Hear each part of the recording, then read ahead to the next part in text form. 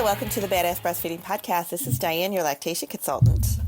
And I'm Abby, the Badass Breastfeeder, and today's episode is brought to you by Fairhaven Health. With the Milky's Milk Tray, you can freeze your breast milk into 1-ounce sticks so that you can thaw just the right amount of milk for each feeding. And we'll hear more about that later, but Dianne has our review of the week. Yes, so our review of the week this week.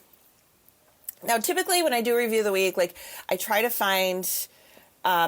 I try to kind of go systematically, but lately I've been kind of bouncing around and, kind of reading different ones and stuff like that. And this one is actually one that we just got in the last couple of days, and it just touched me. So I wanted to read it.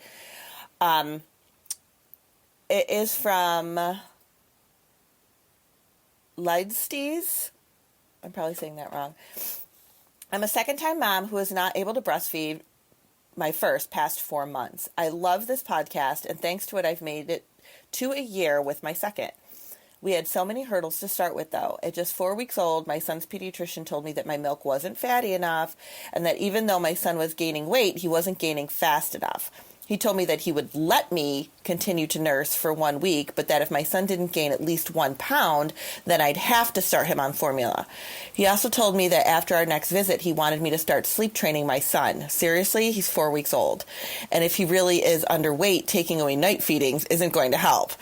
As soon as I got out of his office, I made an appointment with an IBCLC. At that appointment, she told me that we were doing awesome, not to start formula, and that she faxed her notes to the peds office. At this point, I wanted nothing to do with that ped, so I called to get my son's history and cancel the appointment. Can you believe, and I'm being completely serious, they actually told me that if I didn't show up to the appointment that they would call DSS on me, even though they had the notes from IBCLC stating that we were fine. I'm beyond thankful for your podcast that arms us moms with what we need to fight back against people like this pediatrician. I feel so much more confident going into any pediatrician's office now. Thank you so much for all you do. And That's disgusting. Right? That's totally disgusting. It is and I am so proud of her. Yeah, seriously. That she was you know what? No, I'm not going to fall into this trap. Not push me around. This is my baby. And this is how, mamas, you have every right to question and change pediatricians if you don't want to be with the one you're at. Exactly. Without they being are not threatened. The boss of the world. It's crazy, and I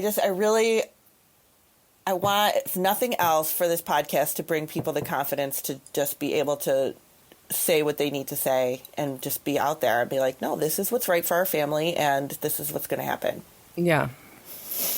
And I'm so glad that she found herself an IBCLC that was behind her right. and validated that she was doing fine and that she went on to breastfeed. I wonder how many breastfeeding relationships that pediatrician has busted up. Exactly. And if you do, obviously calling the Department of Children, whatever it's called in your state, is a threat. But even if that person had, they would come and you would be like, hey, look, I contacted an IBCLC. I did this. I did this. I did this. You have all... There was nothing. What are they going to do? Right. What are they going to do? They're constantly threatening this agency on people, which frustrates the agency. Oh, my God. And they come out and they're talking to people and they're just like, oh, my God, whatever, you're fine. Right. I've worked with them my entire career. They're not going around she would have been fine. But still, that threat is just so disgusting. Oh, the threat is terrible. Because then all of a sudden, you're thinking, oh my God, they're going to put my baby in the hospital. They're going to take my baby away. They're going to take my baby away from me. Ugh, so disgusting. And this mom is just trying to do the right thing, Right. So good for you. That's right. I'm so glad, and I'm glad you found us. And I thank you so much for sharing your story because that is really powerful to other mothers. And it's just horrible that we treat any families like this. Yeah. It's just so yeah. So send us your stories and all your info and what you like, what you want to hear about. We've been getting some great podcast suggestions, episode suggestions, and things like that through the reviews. So we love it. And kind of selfishly, there have been times where if I'm really having a crappy day, and things are just really shitty and I'm just like, ugh. You know, I know my husband has said to me too, and I think you have too, Abby, said to me, like, why don't you go read some of those reviews? You know, because it really does, it makes me feel like, you know what, I'm so glad to be able to help people. And when you're having a bad day, to look at it and be like, oh my gosh, you know, this is... Because we read the, you know, positive reviews. There's a couple on there that are not so positive. And we certainly get emails from people that are like, you know, don't talk about doctors like that. And you don't, you know, people that just, you know, the people that basically we're talking to when we do those episodes. So it's, you know, when you do get those, you're like, oh my God, are we doing this wrong? Wait, and then you kind of second guess, and then you're like, and then, you know, it's like, go read all the other reviews. Yeah, and it makes you feel better. Then, sure. It's validating for us, too. So we thank you so much. So, yeah, so write them for us, just to stroke our egos. Just put them on there. That'd be great. Yeah. Yes, absolutely. Because, you know, it's all about us, for sure. Right. But this week, we're going to talk about Thrush. If anybody's ever had it, or hopefully you don't have it, ever. I've never had it, and I don't know much about it. All I know is that it sounds like a nightmare, and it sounds like it's really hard to get rid of because then mom and baby pass it back and forth to each other. That can happen, yeah. And it's just really hard to get rid of. It sounds horrible. So let's talk about it a little bit, because I have had a lot of situations where it was actually overdiagnosed. I'm sure or that happens too, yeah. I should say, misdiagnosed. And then I have moms that are like on this thrush medication for like a month, and they're going, it's not going away. And I'm like, that's not the problem then. Like, it's, you know, like, come on. Thrush it's basically a yeast infection. That's what it is. Mm-hmm. But it's in the baby's mouth, or it's on the breast. So, or it could be a diaper rash. You know, baby could have a yeasty diaper rash, but that could cause you to have thrush because now it's in the baby's system and it passes to you. Or it could start with you and pass to the baby. So I don't even know how to break down, like, who it's starting with. So if it starts with mom, now some women are more prone to yeast. Like, some women just, like, I've had friends and stuff that would get a yeast infection after every period. Mm-hmm. Or, you know, every time they were on an antibiotic, because antibiotic can, you know, cause a yeast infection. Right. So every time they had antibiotics, that would cause a yeast infection. So now you have a baby, and what if you have to go on antibiotics for something, maybe after a C-section, maybe because you were GBS positive, which is just a bacterial thing when you're pregnant, and they might give you antibiotics during labor. It might be just a random thing, and now you've got thrush, right? So what thrush is it looks like, in the baby, it's just a white, like, pasty mouth. It's not just white on the tongue, because sometimes people will see, like, the white milk on the tongue. Yeah, and they'll think that that's thrush. And it's like, it's not always thrush. That could just be the baby having reflux and having milk on their tongue. Mm-hmm. If the baby has, like, white patchy splotches in their mouth, like on the cheeks, on the inside of their cheeks, on the roof of the mouth, on the inside of their lips, like, that's thrush. Don't Google it because it looks horrific. Yeah, like, it's really gross. Oh my gosh. Like, the stuff that you see. Or Google it, because sometimes that helps. Because you're like, oh my God, there's a white thing on my baby's tongue. And you're like, it's thrush. But if you actually Google thrush, you'll be like, whoa, okay. And, like, that is not thrush. It's just some white stuff. The pictures on Google for thrush are, like, the worst things I've ever seen. Like, I know. I feel like that's the same with everything. It's like, you know, mosquito bite. But then you Google mosquito bite, and it just looks like, oh my God, like a mosquito just, like, ate a person, or like, so you're like, oh my God, how does it even look like a regular mosquito bite? Like, how does it get to that point? I don't know. I know. And it's like, right, that's like the top search photos. I mean, come on. So it's like, yeah, but if your baby just has a white tongue, don't treat him for thrush, because, you know, that might not be what it is. I would definitely wait and see if the baby's got, like, patches of stuff in their mouth. For the mom, it might feel like burning. You might have itchy skin, like your breast might be itchy, the nipple might be itchy, might be very red. but you might feel like a burning sensation. And some people like describe it as like shards of glass, you know, Ugh. like feeling like shards of glass. A couple things that we want to talk about with thrush is like preventing it or what to do if you have it and if it's not that. Now, there is medications and stuff that they can give you for it. Obviously, you have to. But there's also things that you can do to prevent it. So because thrush is you know, yeast, you can be taking probiotics. You could be, you know, babies can be taking probiotics too. You know, even from, you know, infancy can be taking probiotics.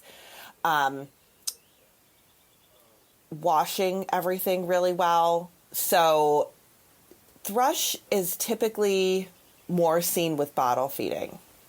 It is not as prominent with breastfeeding. It is definitely more prominent with bottle feeding because of the bacteria, you know? So if you are doing more bottle feeding, you know, maybe you went back to work, the baby's getting more bottles, daycare situations where maybe they're not cleaning stuff, you know, like things like that.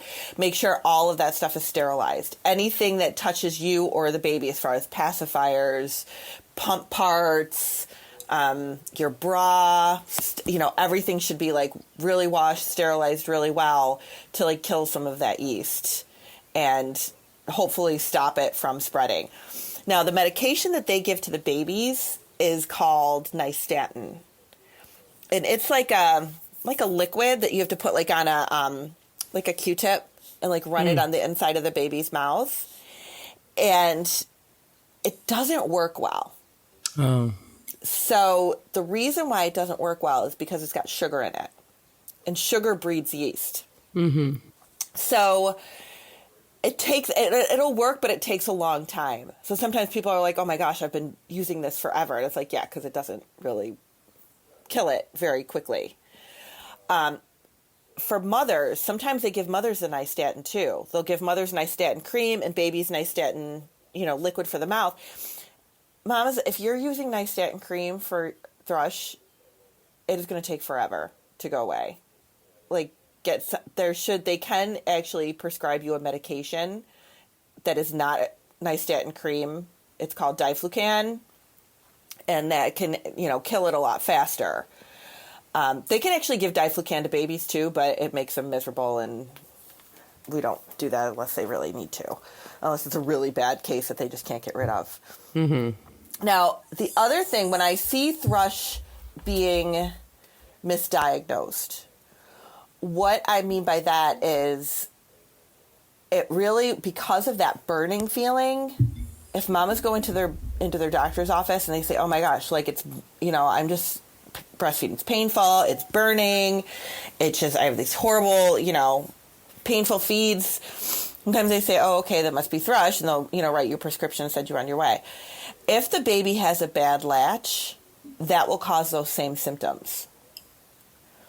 So a lot of times when moms call me and they say, okay, I've been treated for thrush, you know, all this time, for the last several weeks I've been treated for thrush and it's not helping and I'm still feeling this pain and blah, blah, blah. I'm like, okay, then, you know, we need to look and see if that's a latch problem. Because it could be a latch problem that is causing nerve pain, which also will cause that burning feeling. Mm-hmm. So if the nipple's being compressed with a bad latch, that can cause nerve pain over time in the nipple because you have so many nerve endings in the nipple. So that is also going to cause that burning pain. So the other thing with that is sometimes I've had moms be like, oh yeah, I'm being treated for thrush, but they've only got that burning feeling on one breast. I'm like, I think if it were thrush, you'd have it on both sides. You know, like I'm pretty sure, especially if you're feeding the baby on both sides, right, that you would have symptoms of thrush on both breasts, not just on the one. So the times to be really cautious of thrush, like I don't want everybody to go, oh my gosh, I'm going to get it. You know, like you said you never had it, right? I never had it. No. I never had it either. And I always said like with Nathan, my first, I had mastitis once. With the twins, I had nothing. And I always said it's because I was like, feeding too much, too frequently for anything to, anything to happen. I was just feeding constantly. So I never had Thrush, but it is really, really hard. It's really hard because you're trying to figure out, okay, where did it come from? What happened? What did I do? How do I keep it from happening again? And a lot of times it does come from like an antibiotic. So if you do go on an antibiotic, kind of have it in the back of your head, like, especially if you've had mastitis or if you have some other infection or something like that where you have to take it, kind of keep that in the back of your head that, maybe taking a probiotic with that can really be helpful. Anything that will give you that good, the good culture. Good bacteria. Good bacteria. I am like really word finding today. I can't even figure out what I'm trying to say. I'm just like, my brain. Well, we've only been up for a minute, so. I know. I was like, and I'm sunburned. It's gone to my brain. And you're sunburned. Oh, that actually does, that does affect you. Does it really? Totally. Yeah. Well, I mean, it exhausts your body, right? No, that's true, yeah. Yeah. Why don't we take a break so that you can gather your thoughts, and we'll talk about our sponsor. Woohoo! Today's episode is brought to you by Fairhaven Health. With the Milky's milk trays, you can make the chore of pumping and storing breast milk easier. The milk trays look like regular ice cube trays, but actually have 16 semi-cylinder cavities that each hold 1 ounce of breast milk. Your milk is frozen into 1 ounce sticks. The milk sticks fit through all bottle openings and allow you to thaw just the right amount of milk for each feeding, so you're not wasting even a drop of your precious liquid gold. The milk trays come with lids to protect your milk when it freezes and allow for stacking, because there's 2 trays, to free up space in your freezer. Once frozen, you could simply transfer the sticks into a freezer bag and freeing up the trays for more milk. They're reusable, they're environmentally friendly, and they're made with food-safe plastic, and the milk trays can be used for baby food later on. Head to fairhavenhealth.com and use promo code Badass Breastfeeder. No, Badass, not Badass Breastfeeder, just Badass for 10% off. Fairhaven Health, FAIRHAVEN health.com, promo code Badass. And that'll get you 10% off of anything there. And then head to badassbreastfeedingpodcast.com, where you'll find all of our sponsor links and their promo codes, along with all of our breastfeeding resources, all of our other episodes, show notes for further information about what we're talking about today, and information about scheduling your lactation consultation with Dianne. Yes. And Dianne is also providing an online class again. I am, because that was so fun before. I think we're going to do those here and there because it is a lot of fun. And right now nobody can go to classes, right? Like, how are you getting your info? Exactly. So we are going to do another class on, oh my God, where's my calendar? Because I don't know dates off the top of my head. It is going to be on June 6th, and it is about pumping. So all sorts of pumping. But when we talk about pumping, it is not just like, oh, here's how you pump. We're also going to talk about like overfeeding by bottle and how to avoid that. We're going to talk about how much to feed by bottle. We're going to talk about when to start bottles, when to start pumping, all of those things. So it's going to be interesting. And I know people have a lot of questions about pumping. So yeah, and overfeeding, and where's my stash going, and where's all my milk that I pumped, and how come I can't pump enough milk, and yes. Yeah, what do and how do I save my milk, and what, how long can I keep it for, and all of that stuff. So we are going to cover all of that. Okay, so head to badassbreastfeedingpodcast.com, and the link will be to sign up for Dianne's class and sign up for it and it's actually like video, right? So yeah, it's on you can Zoom. Actually be seeing what she's doing and yeah, we're interacting, we're talking. You can ask questions. It's it's good, and it's not expensive. It's not just a lecture. Yeah, it's not boring. I usually give all the notes. I give discounts. It's fun. So check it out. We'll leave the link for on the web or on our show notes and on the website. Awesome. Yeah. And now we have a new segment called Shout Out of the Week. And this week's Shout Out of the Week is to Black Girls Breastfeeding Club. You can find Black Girls Breastfeeding Club on Instagram. and on their website at blackgirlsbreastfeedingclub.com. And this account is filled with all kinds of information. So it's just filled with, information about breastfeeding in the Black community, breastfeeding resources in the Black community, Black lactation consultants, doulas, midwives, everything that you can imagine. There's online support groups that they're holding, and just beautiful images on Instagram, and I highly recommend it. It's Black Girls Breastfeeding Club, and thanks for your work. Awesome. How inspiring. Yeah, it's really cool. That's awesome. Okay. So Thrush. So the one thing I want to make sure we do talk about, one of the biggest questions I get with Thrush is, can I still use the milk? Right? So, and because a lot of times, like maybe you'll be pumping, especially if you're a mom that's back to work and you're pumping daily, and then you're having these symptoms, and then, 3 days later you start medication for Thrush, and now you've been pumping however many, times a day. And a lot of moms are told that they can't use that milk and they have to throw it away. And what do we say about throwing away milk? Don't do that. Don't do it. You do not have to throw away your milk at all. So we're gonna put the link to this in the show notes, but Kellymom has some really great information about this. And basically what she says is, while you and your baby are being treated for yeast, your refrigerated and fresh milk may be given to baby without a problem. Using frozen milk. Now, what if you're regularly freezing your milk and you know that there's milk up there that was frozen while you're being treated for thrush? Milk frozen during thrush treatment can be given to your baby without a problem while you are still being treated for thrush. Many sources recommend that mothers do not freeze expressed milk for later use when they are being treated for thrush. So that is like, okay, you're being treated for thrush, you froze your milk, 4 months later that you want to use that milk. Should you still use it even though you had thrush when you froze it? Okay, that is basically what they're saying here. What do we do? Mm-hmm.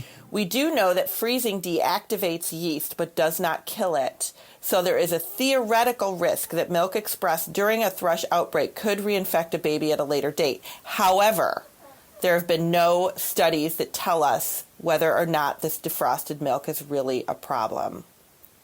Okay, so theoretical risk. Theoretical risk. But it's not like happening so rampantly that we can say like, that's something to worry about. Right. According to Kellymom, they don't really even have any studies to really say that this is a problem.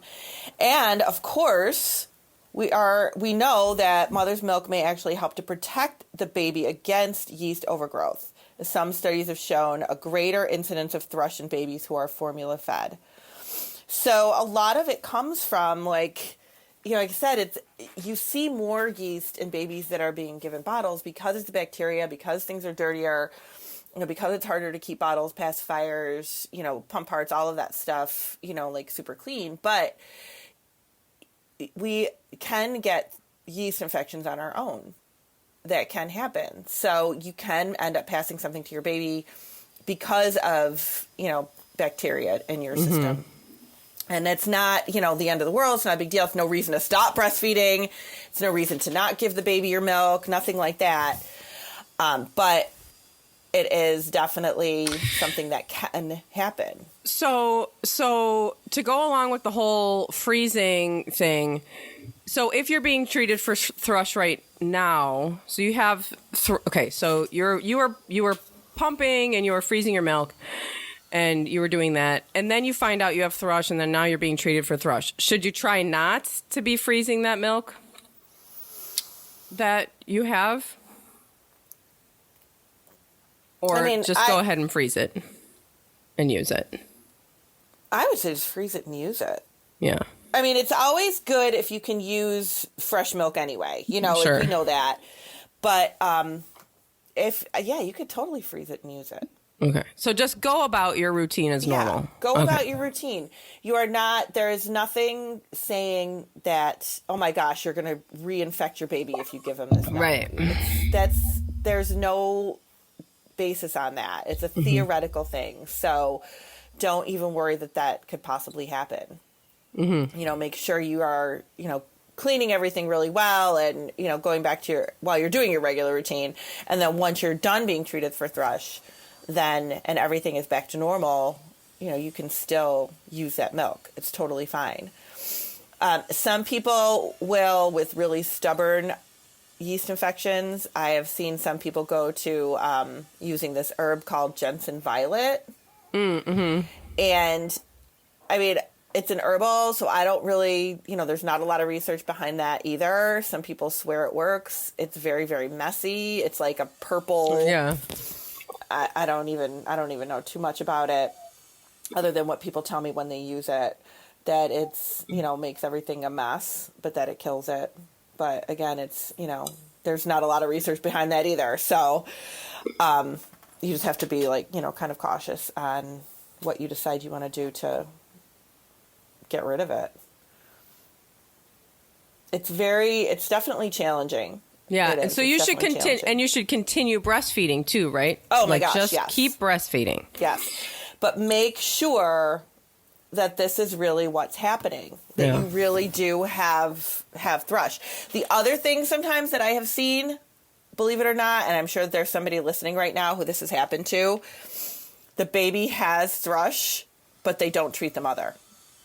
Oh, yeah. Now, if the baby definitely has it, you see the white patches in the mouth, you see the white whatever on the cheeks and on the roof of the mouth, but maybe mom isn't showing any symptoms, she should still be treated if she's actively breastfeeding.